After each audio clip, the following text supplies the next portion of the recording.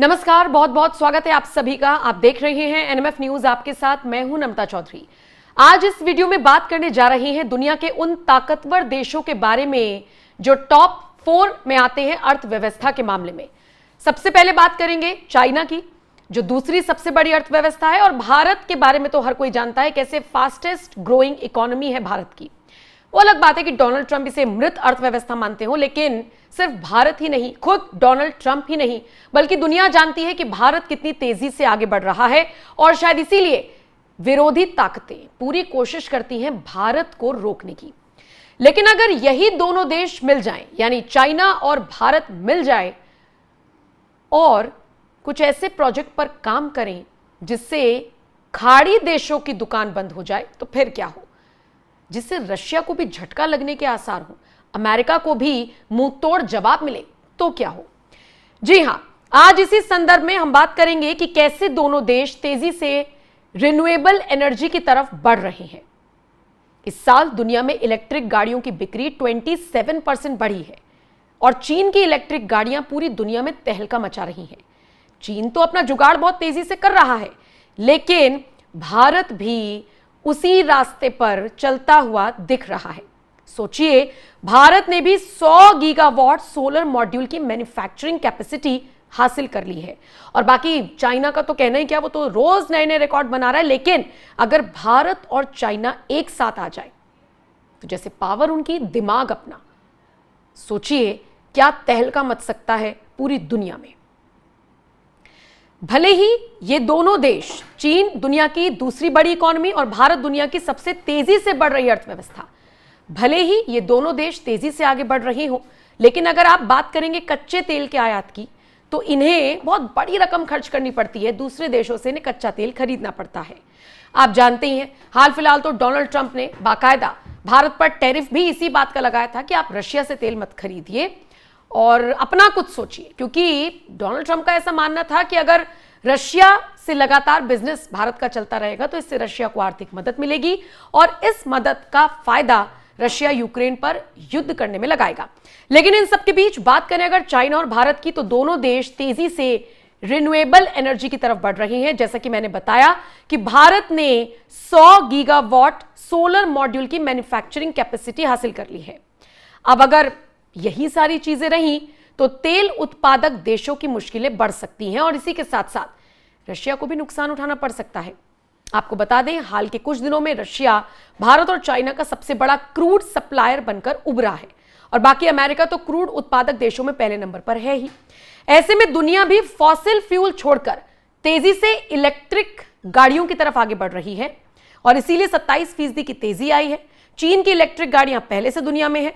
चीन दुनिया का पहला इलेक्ट्रोस्टेट बनने की तरफ बढ़ रहा है। लेकिन इन सब के बीच सोचिए, रिन्यूएबल एनर्जी के मामले में अप्रैल में चीन ने जितनी सोलर पावर इंस्टॉल की, उतनी एक ऑस्ट्रेलिया जैसा देश अपने पूरे इतिहास में नहीं कर पाया।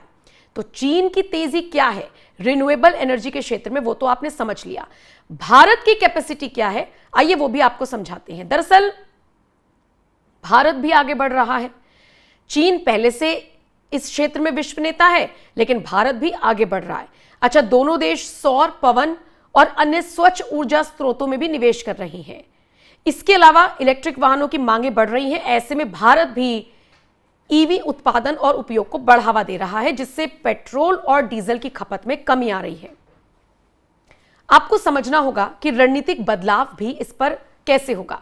भारत और चाइना अपनी अपनी ऊर्जा सुरक्षा को मजबूत करने के लिए घरेलू उत्पादन और नवीकरणीय ऊर्जा पर ध्यान दे रही हैं, जोर दे रही हैं। ऐसे में अगर आप भारत का जिक्र करेंगे तो भारत भी अपनी रिन्यूएबल एनर्जी को और ज्यादा बढ़ाने के लिए, अपनी कैपेसिटी को आगे बढ़ाने के लिए आगे बढ़ रहा है, और भारत अपनी रिफाइनिंग कैपेसिटी को 2030 तक 309.5 मिलियन टन तक बढ़ाने की योजना बना रहा है। अब निश्चित तौर पर अगर ये बदलाव आता है चाइना और भारत में अलग अलग, और फिर ये दोनों अगर साथ आ जाते हैं, तो खाड़ी देशों को इससे जबरदस्त तरीके से नुकसान होगा। आपको बताते चले, चीन दुनिया में कच्चे तेल का सबसे बड़ा आयातक है, इंपोर्ट कराता है। मतलब वो कोरोना का काल छोड़ दें तो 2 दशक में, यानी 20 साल में पहली बार 2024 में चीन के आयात में कमी आई, नहीं तो लगातार इनका बिजनेस चलता रहा है। पिछले साल भी उसमें थोड़ी बहुत गिरावट थी, लेकिन उसके अलावा भी वो अपना जो ट्रेड है वो लगातार बढ़ाता रहता है। बाकी भारत और चीन जिस तरीके से रिन्यूएबल एनर्जी पर काम कर रही हैं, आने वाले देशों में कई देशों पर इसकी मार पड़ सकती है। दुनिया में कच्चे तेल का सबसे बड़ा भंडार वेनेजुएला में है, लेकिन अमेरिकी प्रतिबंधों के कारण वो इसका फायदा नहीं उठा पा रहा। ईरान भी अमेरिकी प्रतिबंधों की मार झेल रहा है और ऐसे में भारत और चीन रूसी तेल के सबसे बड़े खरीदार बनकर उभरे हैं। अब America, Saudi Arab, Iraq, Libya, Canada, Nigeria, Kuwait और यूएई भी तेल के बड़े उत्पादक देशों में शामिल हैं और इन देशों को निश्चित तौर पर झटका लगने वाला है। खाड़ी देश जैसे सऊदी अरब हो गया, यूएई हो गया, कुवैत हो गया, आपका इराक हो गया, इनके तेल निर्यात पर असर पड़ सकता है। और जैसे कि भारत नवीकरणीय ऊर्जा पर जोर दे रहा है, इलेक्ट्रिक वाहनों की बढ़ती मांग को देख रहा है, तेल आयात में कमी कर रहा है। अभी आई थी ना खबर कि रशिया से तेल खरीदने में थोड़ी सी कमी की है, भारत की तरफ से कमी की गई है। इसके पीछे का कारण यह भी एक हो सकता है कि हम खुद से अपनी रिन्यूएबल एनर्जीज पर काम कर रहे हैं।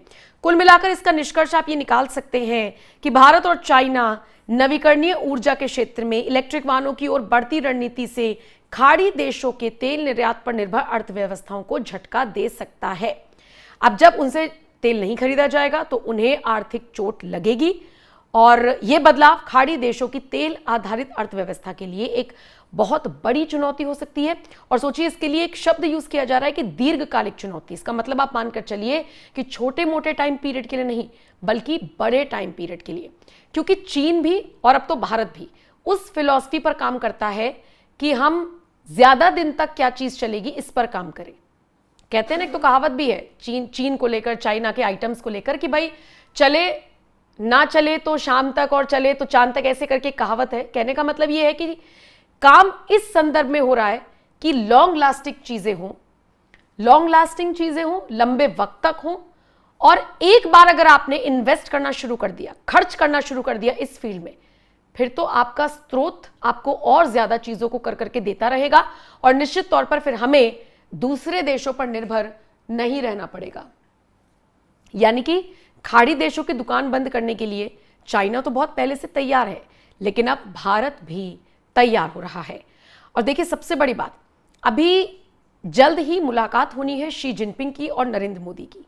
जैसे ये जो आप तस्वीरें देख रहे हैं तो पुरानी तस्वीरें हैं, लेकिन मुलाकात होनी है शी जिनपिंग की और नरेंद्र मोदी की। एससीओ समिट में हिस्सा लेने के लिए जाएंगे नरेंद्र मोदी और इस मुलाकात के ठीक कुछ दिन बाद अमेरिका जाएंगे नरेंद्र मोदी और डोनाल्ड ट्रंप से मुलाकात उनकी मानी जा रही है। संभव है कि हो सकती है।